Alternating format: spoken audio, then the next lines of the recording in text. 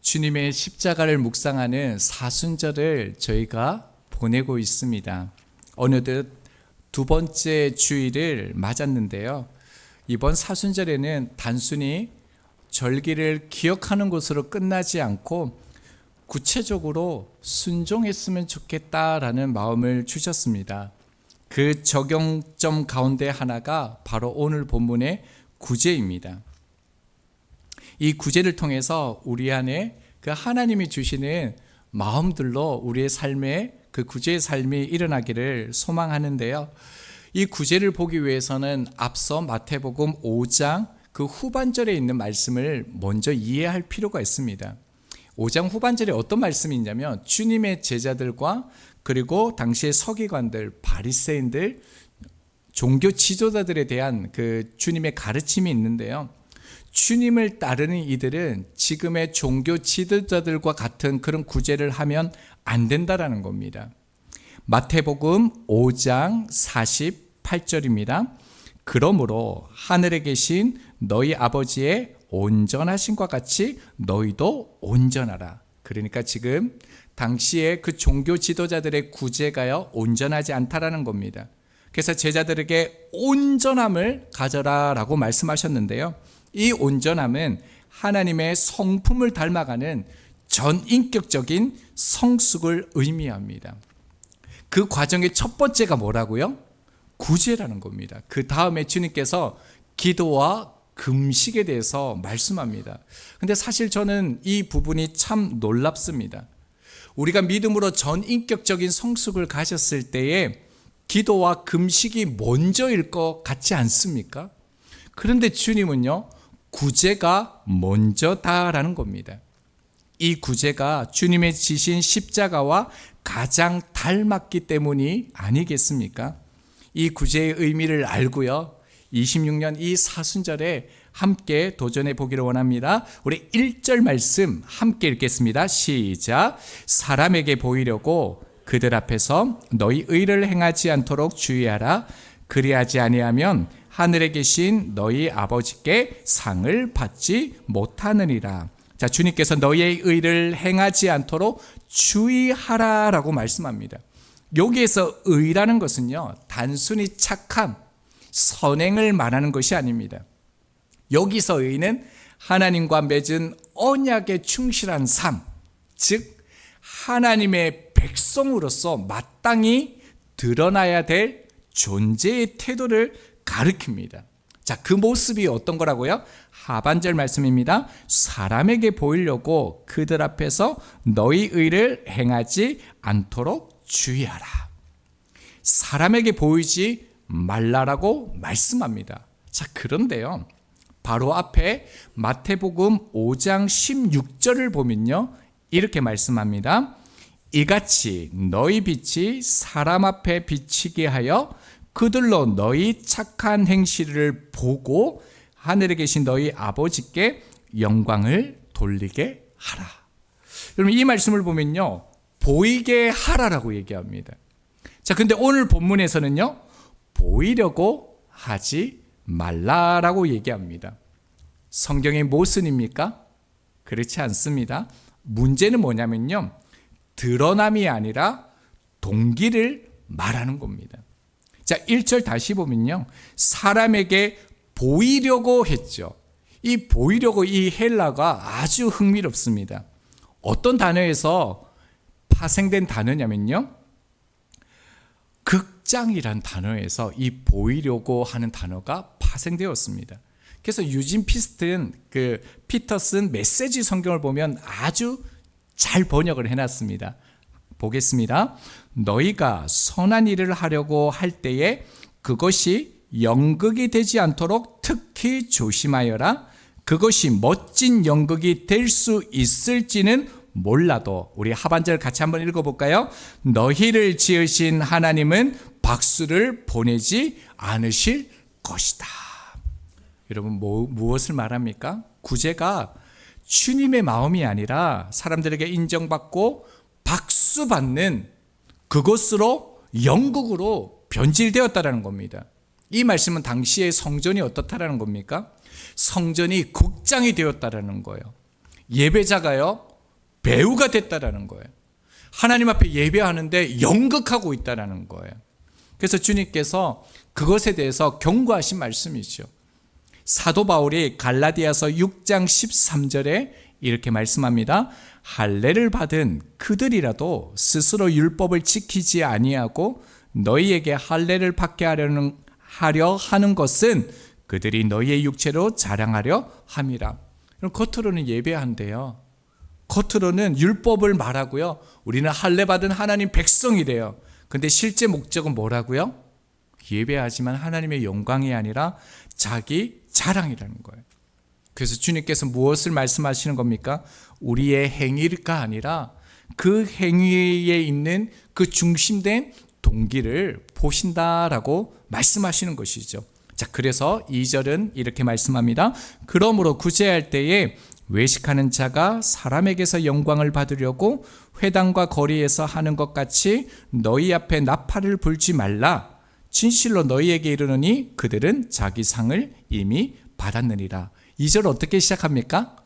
그러므로 라고 얘기하는 거죠. 이 접속사를 사용했습니다. 뭐냐면 연극하는 사람은 결국 어떤 사람이 되느냐? 외식할 수밖에 없다라는 거예요. 자, 그렇다면요, 구제가 무엇입니까? 여기서 이 구제라는 이 단어는 우리가 잘 아는 헤세드라는 단어입니다. 그 하나님의 변함없는 긍휼과 은혜를 가리키는 거죠. 자, 그러니까 구제라는 것은요, 하나님으로부터 받은 그 긍휼과 은혜를 흘러보내는 것, 이것이 구제였습니다. 사실 이 구제는 그 당시에 그들의 규칙대로 행했습니다. 말씀을 다시 보면요, 구제할 때에 라고 말하고 있죠. 이 때라는 것은 규칙적인 종교적 의무였습니다. 당시 유대인들은 자신들의 언약의 백성인 것을요, 무엇으로 나타냈냐면 이 구제로 수단으로 사용했다는 겁니다.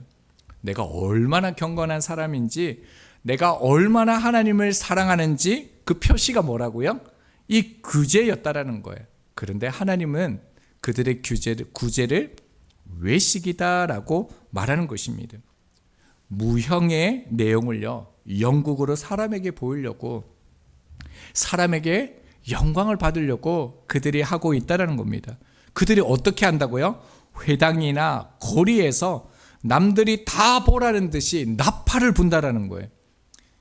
유대인들은 나팔을 불 때가 있습니다. 언제냐면 큰 명절, 절기 때, 그리고 전쟁이 있을 때 나팔을 불러서 사람들을 모이게 한다는 거죠. 자, 그런데 이들은요, 자기를 드러내기 위해서, 자기의 의를 드러내기 위해서 나팔을 분다라는 겁니다. 지금 이들의 모습은 어떻습니까? 다른 이들을 속입니다. 그래서 다른 이들은 지금 쏟고 있는데도 쏟는 것도 모르고요. 그리고 심지어 연기하는 당사자조차 자신이 연기하고 있다는 사실을 깨닫지 못할 만큼 자기 기만에 빠졌다라는 거예요.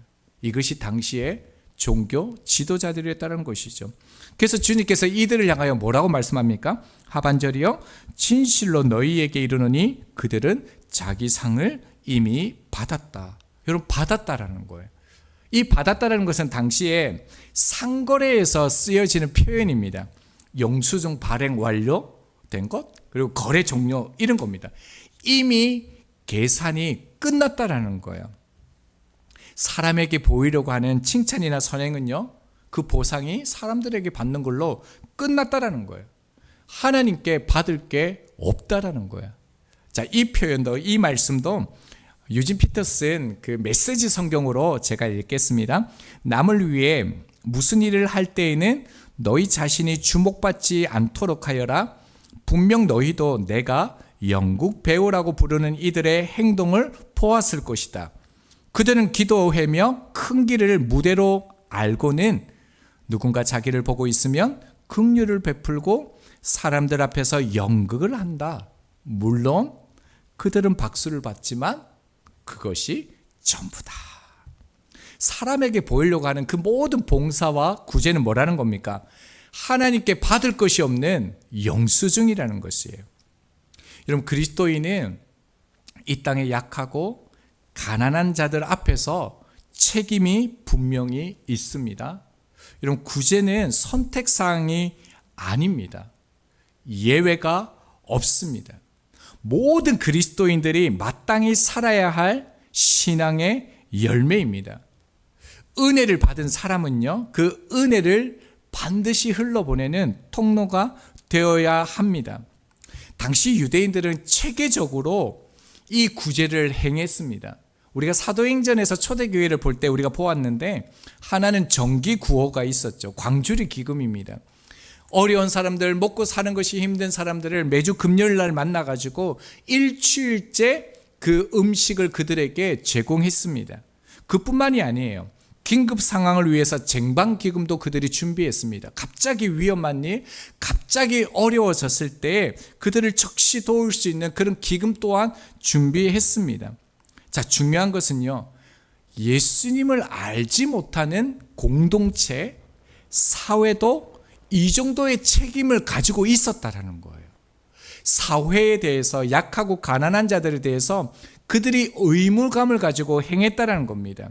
자, 그렇다면요, 복음을 알고 십자가를 경험한 교회는 여러분 어떠해야겠습니까?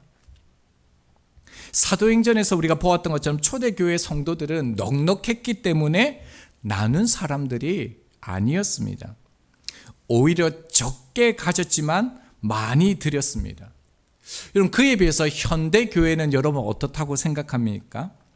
현대교회는 너무 많은 것을 누리고 있음에도 불구하고요, 너무 작게 나눕니다. 제가 25년 우리 교회 예산을 한번 살펴보았습니다. 여러분, 블로그에 다 올려져 있는데요, 제가 이렇게 살펴보니까 선교 헌금이 13% 정도 됐습니다. 교육부에서 사용한 금액이 약 2%고요. 전도비가 2% 정도 남짓 차지했습니다. 제가 이렇게 계산하는 게 맞는지는 잘 모르겠습니다. 처음 이 통계를 한번 해보았는데요. 그러니까 우리 교회가 섬기는 사역의 비중이 약 17% 정도 되는 것 같습니다. 다른 교회는 어떻게 진행되어지는 것인지 잘 모릅니다. 그러나 개척교회인 우리 교회가 17%는요, 결코 작은 금액은 분명히 아닙니다. 그런데 기도하면서 그런 마음이 주어지더라고요. 우리 교회가 이 전도와 구제, 그리고 우리 다음 사역, 우리 자녀들을 위한 이 교육의 비중을 지금이 17%니까요, 30%, 50%까지 높여야 되지 않을까, 그렇게 혼자 기도를 했습니다. 이 일을 위해서 함께 기도하고 또 함께 공유하고 계획하고 함께 실행할 수 있는 정말 꿈 같은 일들이 우리 교회 안에 일어났으면 좋겠습니다. 여러분, 이런 마음을 품으면 하나님이 감당할 수 있는 일을 주시지 않겠습니까? 이번 주에 저희 교회가 삼계탕을 해서 반찬 나눔을 했습니다. 앞으로도 우리 준비하시는 분들은 조금 힘드실 수 있지만, 우리 교회가 이렇게 계속 대접하기는 사실은 여건상 쉽지는 않습니다. 그럼에도 불구하고요, 부족함 없이 반찬으로 그분들을 섬기고 싶습니다. 여러분, 실력 이상으로 섬기는 것, 감당하는 것, 그게 믿음이 아니겠습니까? 저희 교회가 그런 교회 되었으면 좋겠고요. 여러분 주위에도 어려우신 분들, 돕고자 하는 분들이 있으면 교회에 말씀해 주십시오. 저희들과 상관이 없다 할지라도요, 우리가 힘을 다해서 그들을 도울 수 있는 그런 교회가 되었으면 좋겠습니다. 우리의 신앙은요, 이웃의 필요를 채우는 삶으로 철저히 전환되어져야 합니다. 왜냐하면 그리스도께서 우리를 위해 자신을 내어주셨기 때문이죠. 그리고 그것이 교회의 본질이고 교회가 세워진 일이기 때문에 그렇습니다. 우리 3절 말씀 같이 읽겠습니다. 너는 구제할 때에 오른손이 하는 것을 왼손이 모르게 하여. 여러분, 오른손이 하는 일을 왼손이 모르게 할 수 있는 분 계십니까? 이게 도대체 무슨 말입니까? 이것은 비유입니다. 이 안에는 몇 가지 의미가 담겨져 있는데요. 먼저는 구제할 때 어떻게 구제를 해야 되는지를 이제 가르쳐 주시는 거예요. 세상 방식대로 박수치고 칭찬받는 그런 구제는 할 필요 없다라는 거예요. 주님이 가르쳐 주시는 구제가 있다라는 거예요. 먼저 상대방을 배려하라라는 의미가 있습니다. 우리 시편 41편 1절 우리 화면을 보시면서요, 우리 같이 한번 읽겠습니다. 시작. 가난한 자를 보살피는 자에게 복이 있으며 재앙의 날에 여호와께서 그를 건지시리로다. 여러분 자막 띄워주니까 좋습니까? 주일학교에서 감당하고 있는데 아직 실수하지 않고 너무 잘하고 있습니다. 자, 여기서 보살핀다라는 말은요, 단순히 물질을 건넨다라는 의미가 아니에요. 상대방의 형편과 마음을 깊이 헤아린다라는 뜻이 있습니다. 자, 그러니까 구제할 때는요, 그 사람의 자존심을 상하게 해서는 안 된다라는 겁니다. 자, 가능하다면 주는 이도 드러나지 않고 받는 이도 누군지 모르는 방식이 좋다라는 거예요. 아름답다라는 거예요. 도움은 받지만 누구에게서 왔는지 모르게 하는 이 섬김이 유익을 준다라는 것입니다. 자, 또 다른 것은 뭐냐면 때로는 도움을 요청하지 못하는 분들도 있습니다. 여러분이 봐도 저 사람이 너무너무 도움이 필요한 거예요.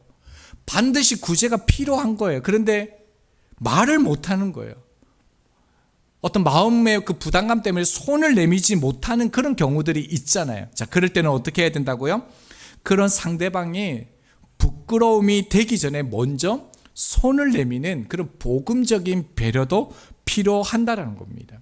자, 그러니까 이 은밀한 그 구제라는 것은 단순히 방식의 문제가 아니라요, 상대의 마음을 지켜주는 그 사랑의 태도여야 된다는 것을 알 수가 있습니다. 자, 또 다른 의미가 있는데요, 여러분 우리가 구제를 하되어 스스로 내가 누구를 도와줬다라는 거, 구제했다라는 것을 기억하지 못할 정도의 그 구제를 해야 된다라는 거예요. 마태복음 25장에 보면 양과 염소의 비유가 나옵니다. 양은 어디 갑니까? 천국에 가죠. 염소는요, 지옥에 갑니다.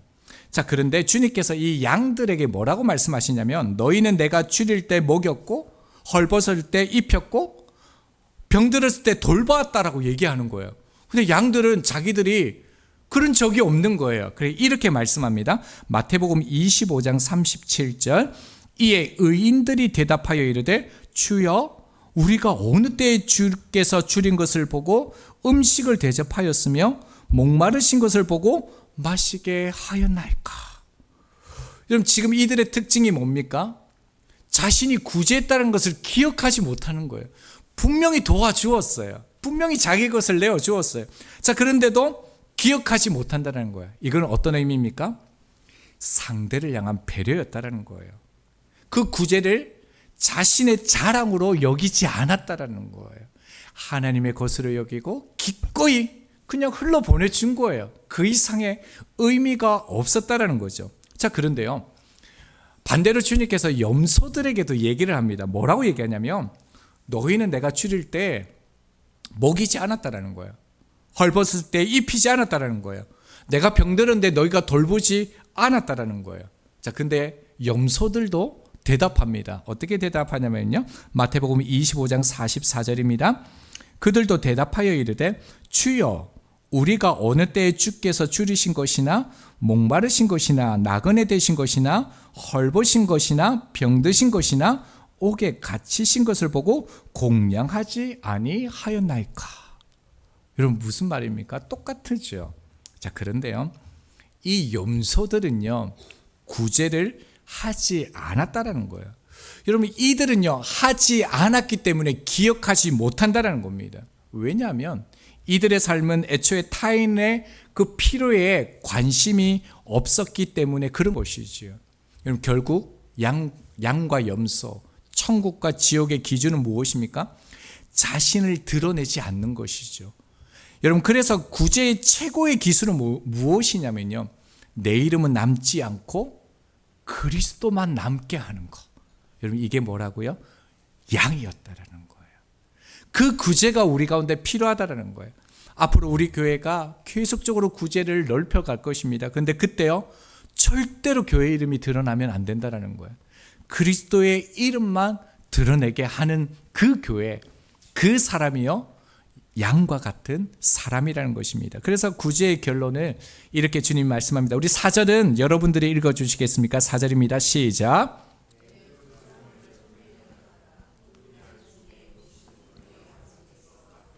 여러분, 우리가 구제를 반드시 해야 됩니다. 그 이유는 뭐냐면 오늘 본문 4절뿐만 아니라 우리가 다음에 볼 6절, 18절을 보면요, 계속적으로 하나님 말씀하시는 게 뭐냐면 갚겠다라는 거예요.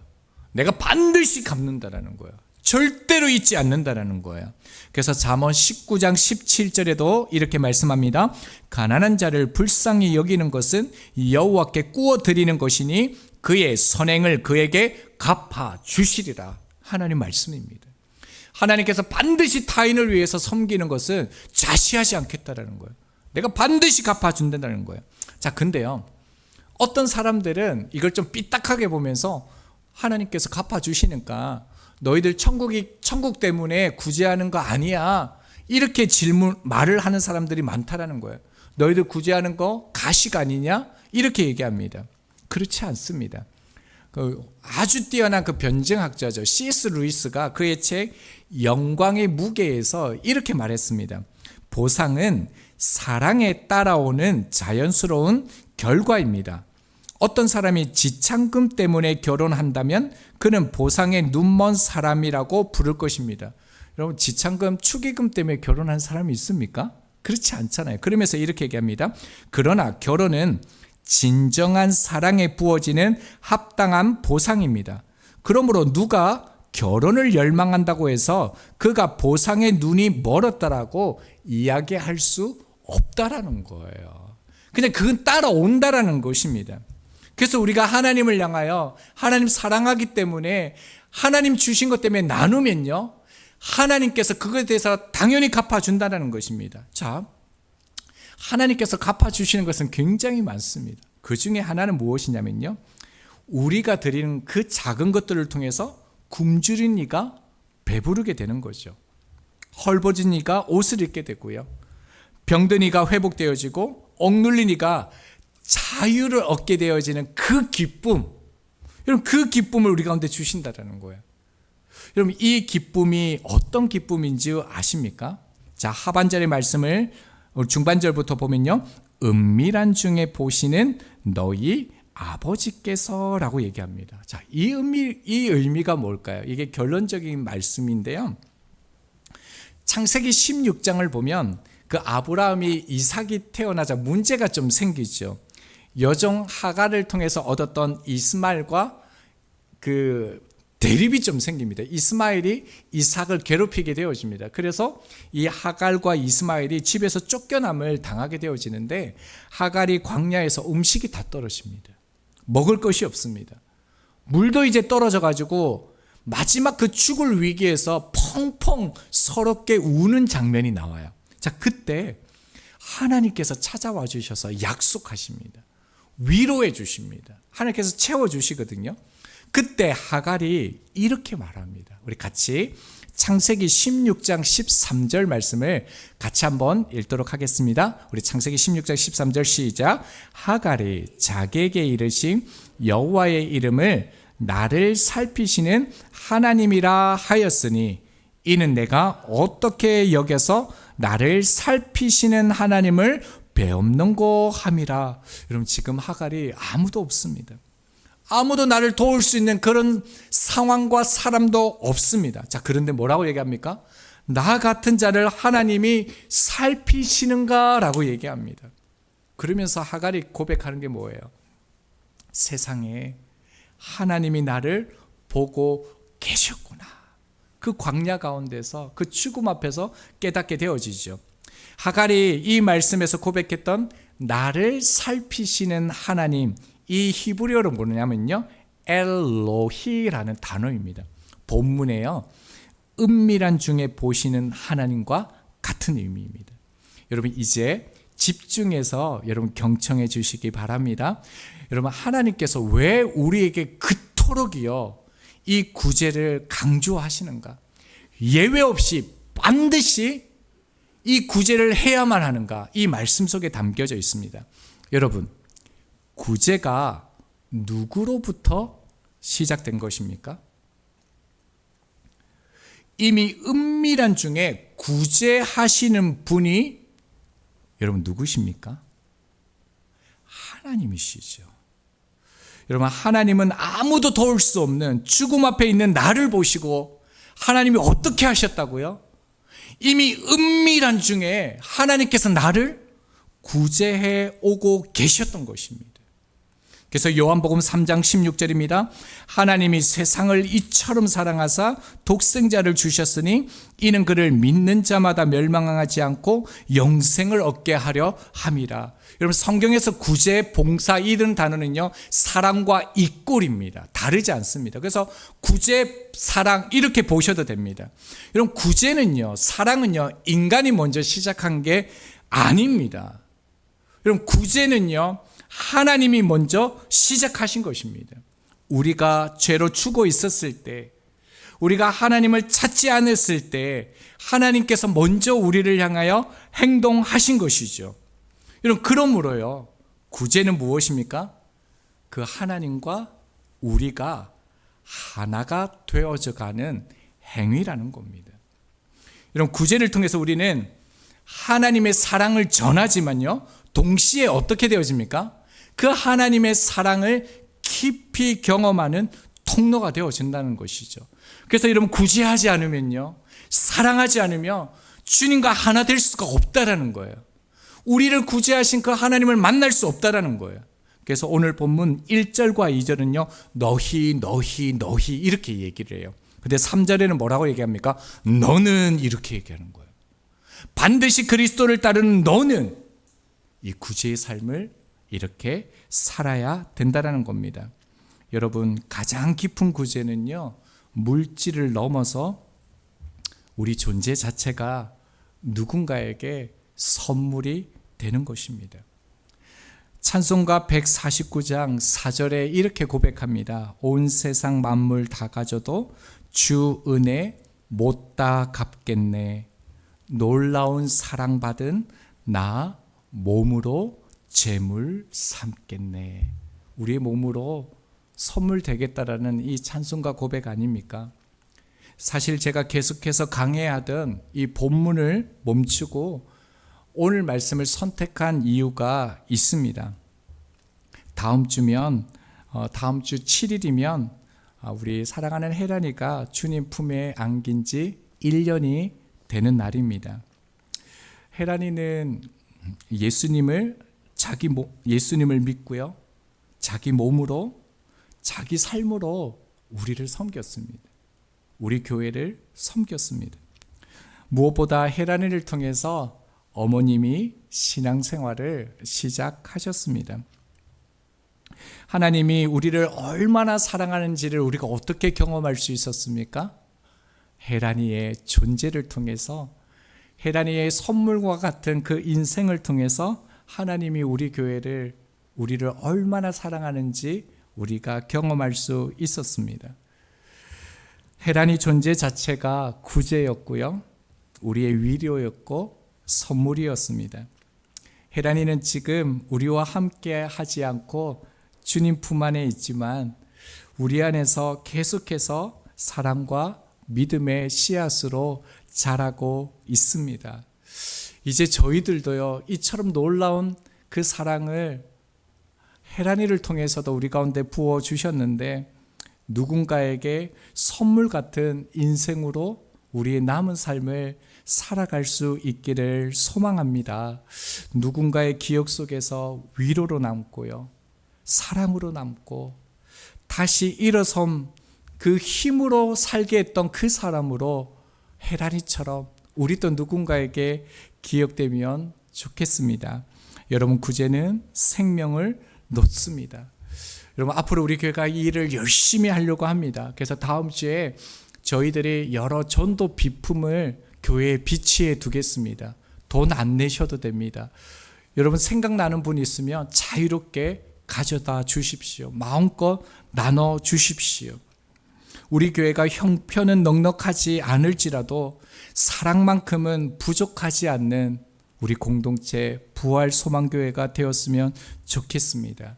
필요한 곳에 주저하지 않고 손 내미는 그런 교회가 되었으면 좋겠습니다. 지금 대통령이 이런 말을 했더라고요. 공무원이 힘들면 국민은 편합니다. 제가 이 말을 들으면서 이런 생각을 했습니다. 그렇다면 그리스도인이 힘들면 국민은 예수님을 보게 될 것이다. 그래서 여러분 우리 조금 힘들었으면 좋겠습니다. 저 조금 이제 하는 것 같아요. 이제껏 너무 편안하게 했는데 저 사실 일주일 동안 정말 너무 힘들었거든요. 정말 힘들었는데 이제 조금 예수님 믿어가는 그런 과정이 아닌가 싶습니다. 우리 담임 목사님께서도 바둑 두고 계시다가 평신도 스데반이 순교했는데 내가 이렇게 살아서 되겠나 그렇게 개척하셨잖아요. 우리들도 이렇게 한번 살았으면 좋겠습니다.